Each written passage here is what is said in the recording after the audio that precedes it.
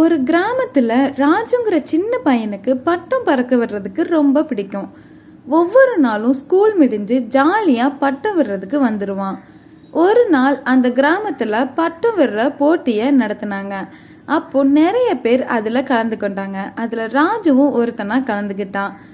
என்னைக்கும் இல்லாமல் அன்னைக்கு அவனோட பட்டம் ரொம்ப ஹைட்டில் பறந்துட்டு இருந்துச்சு. எல்லா மக்களும் அவனை ஆச்சரியமா பார்த்துட்டு இருந்தாங்க. ஆனா ஒரு பலத்த காற்று அடிச்சு அவனோட பட்டம் கீழே அருந்து விழுந்துருச்சு. ராஜுக்கு என்ன பண்றதுன்னே தெரியல.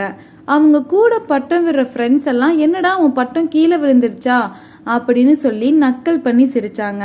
அவன் என்ன பண்றதுன்னே தெரியாம அந்த பட்டத்தை எடுத்துட்டு வீட்டுக்கு வந்துட்டு சோர்வா உட்காந்துருந்தான்.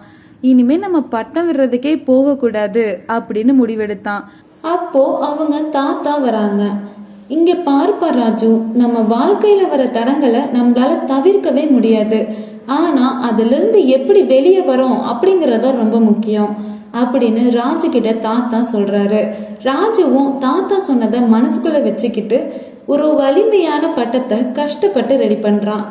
ராஜு மறுபடியும் அவங்க கிராமத்துல நடக்கிற பட்ட விடுற போட்டியிலையும் கலந்துக்கிறான். இந்த தடவை ராஜு அந்த போட்டியில ஜெயிச்சிடுறான். ஃப்ரெண்ட்ஸ், இந்த ஸ்டோரியில இருந்து உங்களுக்கு புரிஞ்சிருக்கும்னு நினைக்கிறேன். இந்த தடவை போட்டியில ராஜு ஜெயிக்கிறானா தோக்குறானுங்கிறத விட அவன் மறுபடியும் முயற்சி பண்ணியிருக்கான் அப்படிங்கிறத நீங்க நோட் பண்ணிக்கணும். அவங்க தாத்தா சொன்ன மாதிரி நம்ம வாழ்க்கையில வர தடங்களை யாராலையுமே தவிர்க்க முடியாது. ஆனா அதுல இருந்து நீங்க எப்படி வெளியே வரீங்க அப்படிங்கறத ரொம்ப முக்கியம். ஸோ அதை மனசுக்குள்ள வச்சுக்கிட்டு எல்லாருமே உங்க தடங்களை தாண்டி வெற்றி பெறுங்க. ஓகே ஃப்ரெண்ட்ஸ், இந்த ஸ்டோரி உங்களுக்கு யூஸ்ஃபுல்லாக இருந்துச்சுன்னா உங்கள் ஃப்ரெண்ட்ஸ் எல்லாருக்குமே ஷேர் பண்ணிடுங்க. இதே மாதிரி அடுத்த ஒரு வீடியோவில் பார்க்கலாம். பை.